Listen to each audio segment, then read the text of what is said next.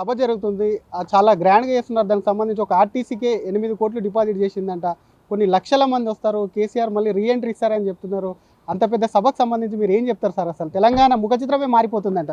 ఈ దేశంలో కేసీఆర్ అంటే దుర్మార్గమైన రాజకీయ నాయకుడు ఇంకోటి లేడు.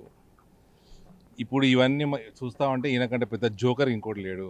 అసలు కేసీఆర్ నువ్వు పెట్టిన పార్టీ ఏంది? ఉద్యమ పార్టీ అన్నావు. నువ్వు ఎలక్షన్లే కొట్లాడా అన్నావు పెట్టినప్పుడు. నువ్వు 2001లో పెట్టినావు. 2004లో కూడా నువ్వు ఫస్ట్ టైం జనరల్ ఎలక్షన్ కొట్లాడినావు. సరే, అప్పుడు కూడా ఉద్యమ పార్టీ కిందనే మేము కన్సిడర్ చేస్తాం. ఓకే. 2009కి వచ్చేసరికి నువ్వు సమైక్యాంధ్ర సీమాంధ్ర పార్టీలతోటి పొత్తు కుదుర్చుకున్నావు. పవర్ కోసము, పవర్లకు రావాలి అని. అయిపోయిందా? అప్పుడు నువ్వు పొలిటికల్ పార్టీగా నీ ఉద్యమ పార్టీ మారిపోయింది. 2014లో తెలంగాణ ప్రజల అమాయకులందరూ నీకేదో ఓటెత్తే నువ్వు ఎలగబెడతావు అనుకొని చేస్తే అప్పుడు 2014లో పొలిటికల్ పార్టీ పోయి ప్రైవేట్ లిమిటెడ్ ఫర్మ్ అయింది. మీ ముగ్గురు నలుగురు సంతోషరావు ఒకడు 5గురు ఫ్యామిలీ మెంబర్సు, ఇంకా కొందరు దగ్గర మంత్రులు బోర్డ్ ఆఫ్ డైరెక్టర్స్గా పెట్టుకొని ఒక ప్రైవేట్ లిమిటెడ్ ఫర్మ్ పెట్టుకొని దోచుకున్నావు. 2018 వచ్చేసరికి రెండోసారి ఎలక్షన్లు కాగానే ప్రైవేట్ లిమిటెడ్ ఫామ్లో ఉన్న వాళ్ళందరూ డైరెక్టర్లందరూ దానినో బయటికి ప్యూర్లీ ప్రొప్రైటరీ ఫామ్గా మారింది నీ పార్టీ. నువ్వు నీ కొడుకు ఇంతో అంతా నీ బిడ్డే.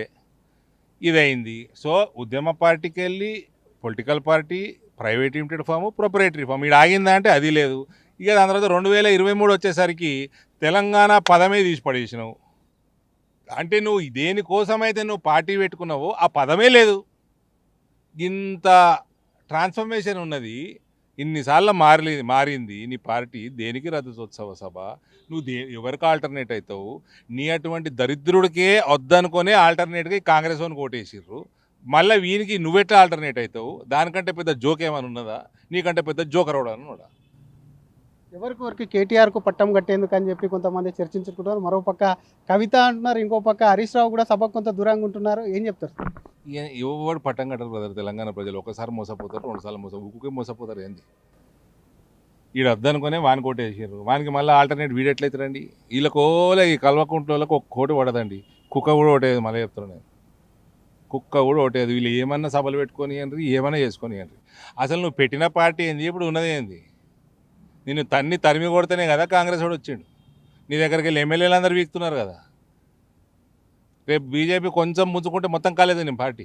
మీ దగ్గరకు వస్తారా సార్? వాళ్ళ పార్టీ ఖాళీ అవుతుంది. అదే అంటున్నారు, బీజేపీలోకి వస్తారు. వాళ్ళ ఓడదారా ఆడు చూసుకుంటాడు. అదైతే అక్కడనైతే కల్వకుంట్లకైతే ఓటేయారని తెలిసిపోయింది ప్రజలు.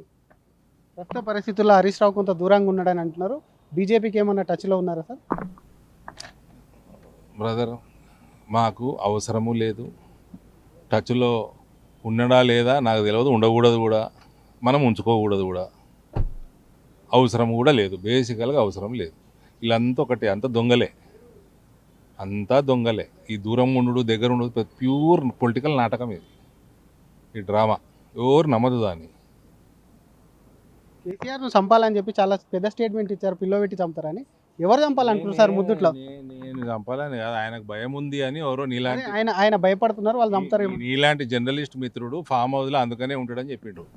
నీలాంటి జర్నలిస్ట్ మిత్రుడు ఈడు ఉంటే ఇది ఏంది, ఇది బేగంపేటలున్నది ఏంది, ఇది అందులో ఉంటే కొడుకో బిడ్డనో వచ్చి మెత్తబెట్టి చంపిస్తాడేమో భయానికి కేసీఆర్ ఫామ్ హౌస్లో ఉంటాడు అని నీలాంటి మిత్రుడు చెప్పిండు నాకు. ఎన్డీఎస్ఏ రిపోర్టు చివరిగా ఒక్క మాటలో ఏం చెప్పాలనుకుంటున్నారు సార్? ఎందుకంటే రిపోర్ట్కి సంబంధించి ఇప్పటివరకు పెద్దగా ఎవరు మాట్లాడింది లేదు. ఇంకొక వైపు ఇప్పటివరకు కేసీఆర్ను కానివ్వండి, అప్పుడు ఉన్నటువంటి ఇరిగేషన్ మినిస్టర్ను కానివ్వండి, కేటీఆర్ కానివ్వండి, పెద్దగా విచారణకు పిలిచింది మాత్రం లేదు. చూడండి, ఇప్పుడు నేను స్పష్టంగా ప్రెస్ మీట్లో చెప్పిన, నీకు ఫస్ట్ వాళ్ళు ఇచ్చిన రిపోర్ట్ సారాంశం ఏంటంటే, వాళ్ళు మీ డిపిఆర్ క్లియర్ కాకంటే ముందే పనులు చేసుకున్నారు. డిపిఆర్లో ఉన్న ఫౌండేషన్లు తర్వాత మార్చేసిండ్రు. డిపిఆర్లో ఉన్న లొకేషను మార్చేసిండ్రు. మరి మీరు ఫౌండేషన్లు, డిజైన్లు, లొకేషన్లు మార్చినప్పుడు మీ టెండర్ ప్రక్రియనే తప్పవుతుంది.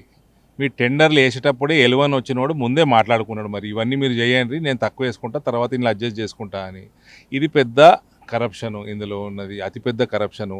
మరి ఇవన్నీ మార్చేటప్పుడు మీరు L2 తోటి మాట్లాడినరా? చీఫ్ ఇంజనీర్ మాట్లాడాలి, L2 తోటి మాట్లాడినరా? మాట్లాడలే. ఆ పేపర్లన్నీ అడిగితే ఈ ఎంక్వైరీ కమిటీకి మీరు ఇయ్యలేదని అందులో స్పష్టంగా రిపోర్ట్లు ఉన్నది. సో ఇది కాళేశ్వరం అన్నది రైట్ ఫ్రమ్ స్క్రాచ్ టెండర్ల ప్రక్రియకి వెళ్ళి పెద్ద స్కామ్ చేద్దామనే దీని ఉద్దేశము. ఇవాళ వాళ్ళ ఫైనల్గా టెక్నికల్ రిపోర్ట్ ఏమంటుందంటే ఈ 3 బ్యారేజీలు పనికి రావు, వీటిని మళ్ళా కట్టాలి అన్నదే దాని సారాంశం. ఈ 1,00,000 కోట్లకి ఎవరు బాధ్యులు, మునిగిపోయిన 1,00,000 కోట్లకి ఎవరు బాధ్యులు? దానికి జవాబు రేపు ఆయన రజతోత్సవ సభల గద్దముక్కోడు చెప్తాడా? మరి చెప్పాలి కదా. నువ్వు ముఖ్యమంత్రివి కదా, 10 ఏళ్ళు, నీకు బాధ్యత లేదా? లేదా లఫంగా లెక్కనే వ్యవహారం చేస్తావా నువ్వు నీ కొడుకు? జవాబు చెప్పాలి కదా. 1,00,000 కోట్లు ఎటు పోయినాయి? ఆ తర్వాత నువ్వు ఎవరికి ఆల్టర్నేటివ్ కాదు, అవన్నీ తర్వాత సంగతి. సభ ద్వారా కూడా కాళేశ్వరంకు సంబంధించినటువంటి అవినీతి మీద కానివ్వండి, ఆ ప్రాజెక్టు పనికిరాదని ఎన్డీఏస్ ఇచ్చిన రిపోర్ట్ మీద కూడా కేసీఆర్ సమాధానం చెప్తాలని డిమాండ్ చేస్తూనే, మరొక పక్క కేసీఆర్ వారి పిల్లల నుంచి కూడా ఆయనకు ప్రాణహాని ఉందని తనకు కొంతమంది చెప్పారు కాబట్టి కేసీఆర్ కూడా భయపడి ప్రగతి భవన్లో కాకుండా ఫామ్ హౌస్లోనే ఉంటున్నారు అంటూ కూడా సంచలన ఆరోపణలు చేస్తున్నారు. మరి ఈ ప్రాజెక్టుకు సంబంధించి ఈ ప్రభుత్వం ఎందుకు మౌనంగా ఉంటుందో బయట పెట్టాలి. అసలు నిన్ను కాదనుకునే ప్రత్యామ్నాయంగా కాంగ్రెస్ ఓటేశారు, మళ్ళీ నువ్వెలా కాంగ్రెస్కి వేస్తావు? కాంగ్రెస్ నుంచి నీకెలా ఓటేస్తారు? ప్రత్యామ్నాయం అని ఏ విధంగా చెప్పుకుంటావు అని చెప్పి కూడా కేటీఆర్ను ప్రశ్నిస్తుంది. ఒక్క ఓటు కూడా బీఆర్ఎస్కు పడదు, తొందరలోనే బీఆర్ఎస్ మొత్తం ఖాళీ అవ్వడం ఖాయం, ఎమ్మెల్యేలను కాపాడుకో అంటూ కూడా ఎంపీ ధర్మపురి అరవింద్ కేసీఆర్ను అలాగే కేసీఆర్ బీఆర్ఎస్ను హెచ్చరిస్తున్నారు. కెమెరామెన్ గజపతో శ్రీధర్, RTV, హైదరాబాద్. మరిన్ని వీడియోస్ కోసం ఛానల్ ని సబ్స్క్రైబ్ చేయండి. లేటెస్ట్ అప్డేట్స్ కోసం వాట్సాప్ ఛానల్ ని ఫాలో అవ్వండి. ఆ లింక్ డిస్క్రిప్షన్ లో ఉంది.